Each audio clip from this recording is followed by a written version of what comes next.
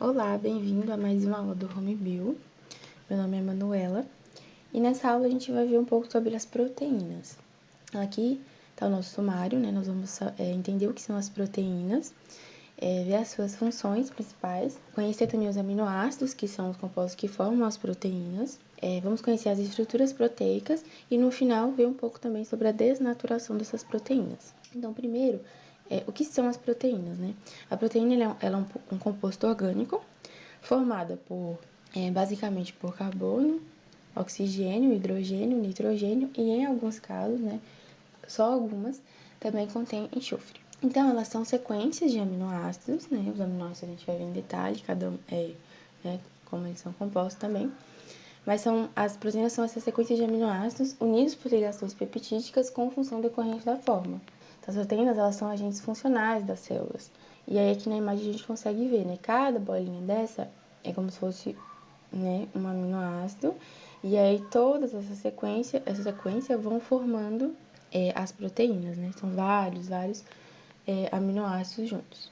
E aí, essas proteínas, elas são determinadas, né, a sua formação é determinada com base na informação genética. Então, os nossos genes que vão determinar essas sequências, né, dos aminoácidos que vão formar proteínas diferentes. E aí, essas proteínas, elas também são chamadas de biopolímeros. Bio, porque, né, são compostos orgânicos, e polímeros, que são formados por várias, né, a junção de vários monômeros.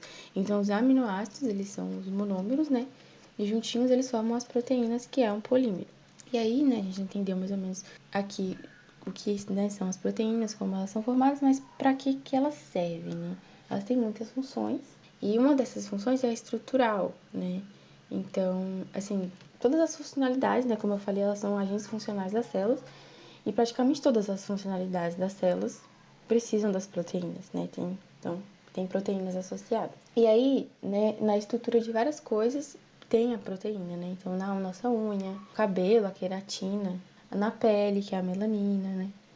E um outro exemplo também é o citoesqueleto, que é o que dá estrutura e formato para as células do nosso corpo. Também tem função de transporte, aqui na imagem a gente consegue ver a hemoglobina, que é a proteína que carrega o gás oxigênio, né, na corrente sanguínea. Também tem função plástica, né, como exemplo tem o colágeno, que ele dá formato ali, né, a várias coisas no nosso organismo. Tem também a função de adesão, como exemplo temos os desmossomos, né, que estão lá nas células. Aqui no canal tem algumas aulas sobre as células, assim, né, quem precisa relembrar essas questões. Mas os desmossomos, eles são formados por fibras proteicas, né, e é o que vai permitir a adesão de uma célula a outra. Além disso, tem também a função de defesa. As proteínas têm aí essa associação com a imunidade, né, por conta dos anticorpos. Então, a gente está no momento de ouvir bastante falando sobre a questão dos anticorpos, e aí o IgG, o IgA, eles são imunoglobulinas, né, também proteínas. Tem função hormonal, né, como exemplo nós temos a insulina, que é o que regula a glicemia, que é a quantidade de açúcar no sangue. E tem função energética também, né? Só que ela é uma fonte alternativa de energia, né? É a terceira fonte.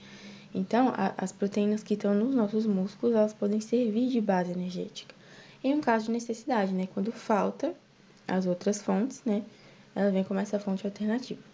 E tem função também enzimática, né? Então, as enzimas, elas aceleram reações e, consequentemente, diminuem o gasto de energia, né? Então, são as proteínas ali biocatalisadoras, né, as enzimas.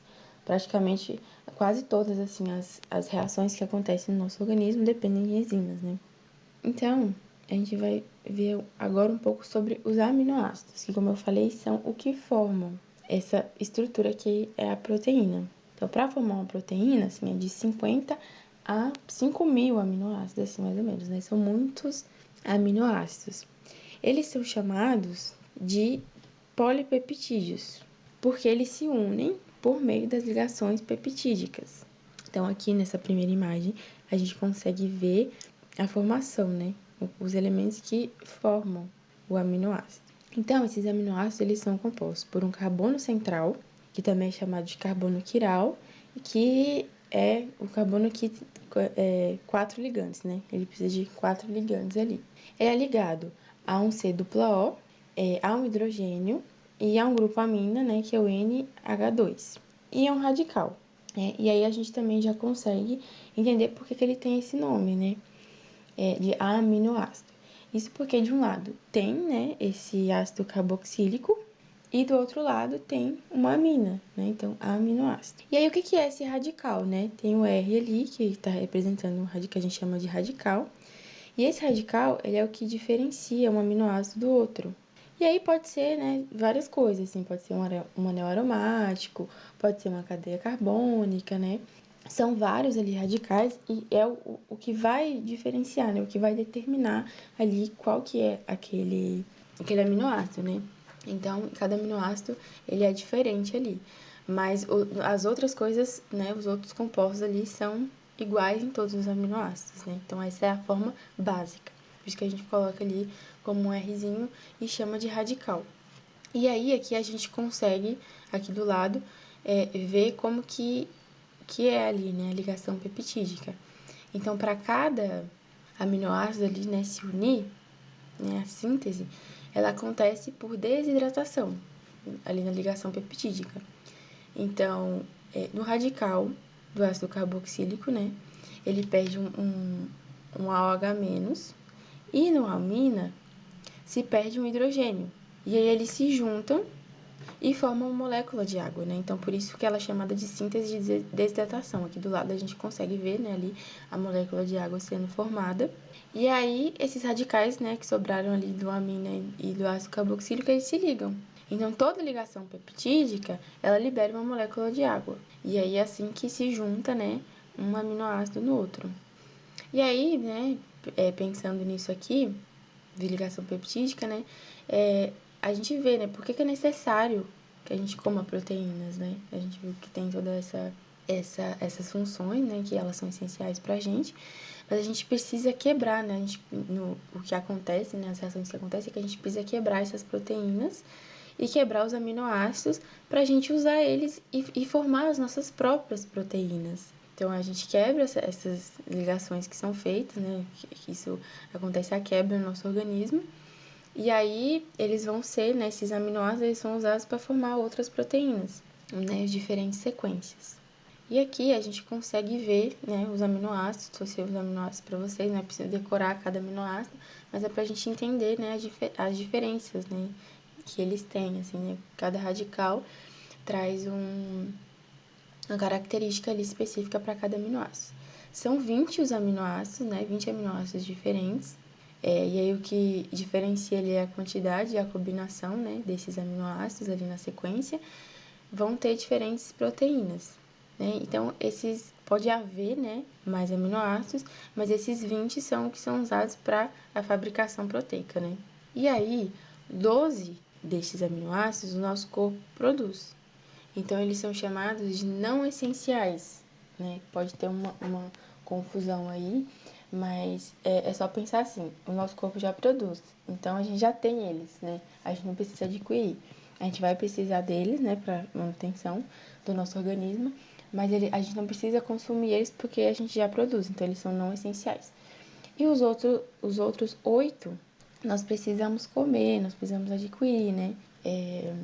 Por meio, né, da alimentação, então de plantas, né? Enfim, a gente precisa se alimentar dessas proteínas, né? Dos alimentos para a gente adquirir esses aminoácidos que são chamados de essenciais, porque a gente não produz, então a gente precisa comer eles. As plantas, elas produzem, né? Elas são, né, produtoras, elas produzem todos os aminoácidos. E aqui a gente vai entender um pouco sobre a estrutura dessas proteínas. Aqui na imagem a gente tem cada uma das estruturas. E aí elas são primária, secundária, terciária e quaternária. Eu vou explicar uma por vez. A estrutura primária, ela é a sequência de aminoácidos, assim, básica, né? Como a gente viu, um aminoácido ligado no outro para ligação peptídica, e essa sequência ali é a estrutura primária, né? Então, ela ainda não está funcional ali, é só a sequência de aminoácidos. E aí, ela vai se novelando ali e configurando estrutura secundária. Essa estrutura secundária é uma estrutura em espiral, né? Vão acontecendo ali ligações, interações entre esses aminoácidos e vai formando essa estrutura em espiral. A gente consegue ver aqui nessas duas, nessa segunda, né, imagem aqui, a gente consegue ver, porque ela pode ocorrer de duas formas, né? Então, tem em alfa-hélice, que é essa primeira, e beta-preguiada. Mas as duas são estruturas secundárias. E ali ela vai se novelando mais, né? Elas vão se novelando mais e pode formar a estrutura terciária, que é uma cadeia polipeptídica, que tem o formato tridimensional, né? É um formato específico aqui. E aí, a partir disso, ela já é funcional. E também tem a quaternária, que é quando mais de uma cadeia polipeptídica se junta, né? Então, tem essa cadeia polipeptídica aqui, uma só é uma estrutura terciária. Quando se junta mais de uma, como é esse exemplo aqui, a gente já chama de estrutura quaternária. Essa aqui, por exemplo, é também a hemoglobina, né?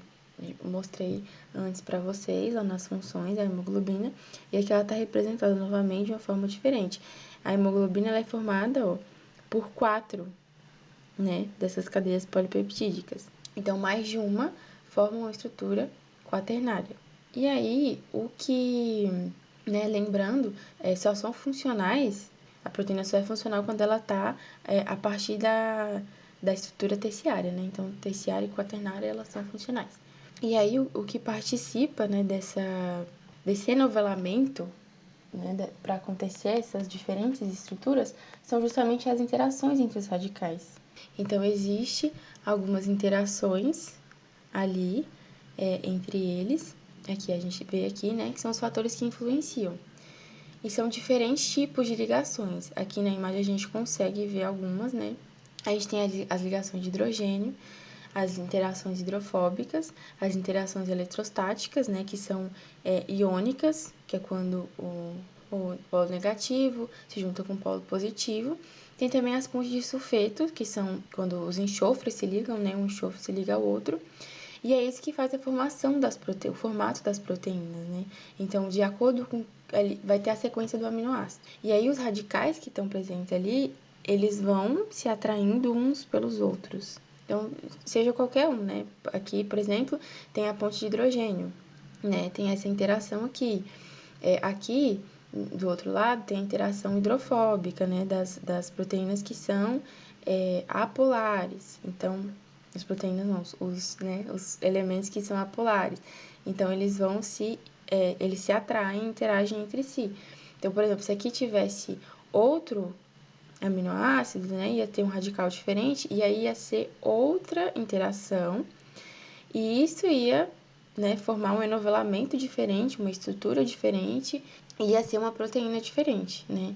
Então, o que influencia esse enovelamento, que é o que faz com que forme essas diferentes estruturas aqui, que a gente viu, né, primária, secundária, a primária não que é só a sequência, né, de aminoácidos. O que vai formando as outras estruturas é justamente essas interações entre os radicais. E aí, a partir disso, diferentes estruturas, né, diferentes proteínas. E aí, uma questão importante, né, também que entra nessa questão, é a desnaturação. A desnaturação, ela é a proteína fora do seu estado natural. Então, como a gente viu até aqui, né, a sequência de aminoácidos, a estrutura da proteína, que vai dar a função para ela, a funcionalidade, né? A gente viu que a partir ali da estrutura terciária e quaternária que ela consegue, né, estar com a sua funcionalidade. Então, esses fatores são muito importantes. A desnaturação, então, essa proteína é fora do estado natural. É quando ela perde a forma dela. Então, se ela perde a forma, ela também perde a função, né? E aí, tem algumas causas que fazem com que aconteça essa desnaturação. Uma delas é a temperatura. E aí tem uma questão bem importante, né, nisso de temperatura, um exemplo interessante, né, que é a febre, por exemplo. A febre, ela é causada, né, é um processo natural que é causado pelo nosso próprio corpo para desnaturar proteínas. Então, por exemplo, das bactérias ou dos vírus. Então, entra um vírus ali e um mecanismo, né, de defesa do organismo é ele causar essa febre, porque vai aumentar a temperatura, e esse aumento da temperatura, ela vai desnaturar a proteína da bactéria, né, ou do vírus. E aí essa bactéria perdendo a sua forma, ela vai perder a sua função. Então, a febre, ela é um processo positivo. Ela torna-se, né, negativo e perigoso quando ela aumenta demais. Porque aí, quando ela está muito alta, ela pode desnaturar as nossas próprias proteínas, as proteínas que são importantes para o funcionamento do nosso organismo. E aí ela se torna prejudicial. Mas, em primeiro momento, ela acontece por conta disso. Então, a temperatura é um fator, né, que pode causar a desnaturação das proteínas. O pH também é um, e a salinidade também. Então, com isso a gente consegue entender que as proteínas elas precisam de temperaturas, de pH e de salinidade ideais. Editar aqui o pH. Elas precisam de temperaturas, pontos ali de pH e salinidade ideais para que elas funcionem, né? Porque se sair um pouco disso, pode acontecer essa desnaturação e ela perder a sua função. Pode ocorrer também a renaturação das proteínas, né? Então aqui na imagem a gente consegue ver, né? Ela está no estado nativo, e aí por algum desses fatores acontece a desnaturação, né? E aí aqui no estado desnaturado. E aí, em alguns casos, quando volta, né, para o estado ideal ali da proteína, né, a temperatura mudou, mas depois ela voltou, por exemplo, pode acontecer a renaturação, e aí a proteína ela volta de novo para o seu estado, né, nativo aqui. Nem todo caso isso acontece, né? Pode acontecer a desnaturação e não voltar mais. Mas em alguns casos, né, isso é possível, acontecer a renaturação das proteínas. E era isso a aula, né? Muito obrigada por assistirem até aqui. Qualquer dúvida, tem meu contato, vocês podem colocar aqui também nos comentários, né? Espero que vocês tenham entendido aí o que são as proteínas, as suas funções principais, né? Como elas são importantes pro funcionamento do nosso organismo.